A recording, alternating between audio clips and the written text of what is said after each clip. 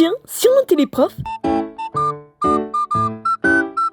Bon, faut déjà savoir que j'ai une prof assez énergique.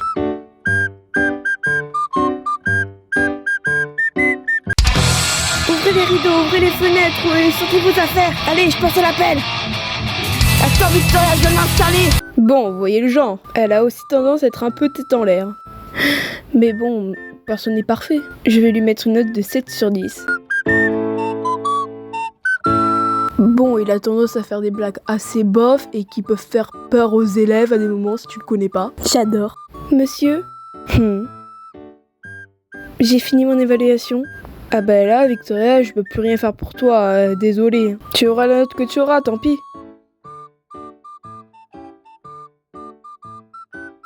Non mais en fait, c'était une blague.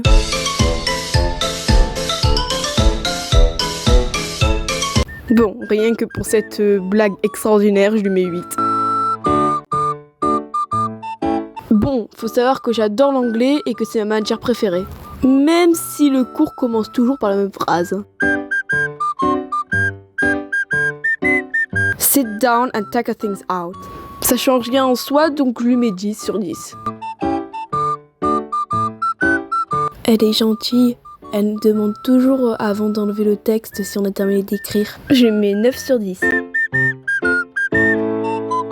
J'aime bien cette prof car avec elle j'ai l'impression qu'elle est vraiment à fond dans la politique et du coup on fait beaucoup de débats. Même si des fois on a tendance un peu avec ça à divaguer sur d'autres sujets. Je suis déjà allée vivre en Argentine et comme là-bas ils parlent pas très bien anglais, bah du coup j'ai dû apprendre l'espagnol, du coup c'est pour ça que c'est important l'espagnol. Mais sinon à part tout ça je lui mets 10 sur 10. Bon, en soi, elle est très calme comme professeur. Voilà, il n'y a pas autre chose à dire, donc je lui mets 6 sur 10. Bon, en résumé, si moins de 3 personnes ne connaissent pas sa leçon, et ben on a tous contrôle surprise. Bon, personne connaît la leçon, bah sortez tous une feuille et je vous laisse 5 minutes pour réviser. Ah, c'est énervant. 6. Bon, hormis que le cours prend plus de temps que prévu à commencer, 15 minutes. Vous allez vous taire à la fin. Je lui mets la note de 9,5 sur 10. Alors pour moi c'est une femme que j'admire tout particulièrement, car elle a réussi beaucoup de choses dans sa vie, elle a réussi beaucoup de compétitions sportives, elle a eu plusieurs médailles, et c'est une femme qui mérite le plus grand respect, car pour moi elle inspire la réussite. Je lui mets 10 sur 10.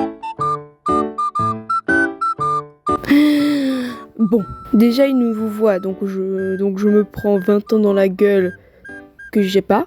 Même si au fond ça fait plaisir de se faire vous voyer, parce que au moins on a un peu plus de prestige que le stade élève. Mais bon, vu ma glossophobie qui est guérie maintenant, eh ben je pense pas que c'était une bonne idée de me faire chanter devant toute la classe.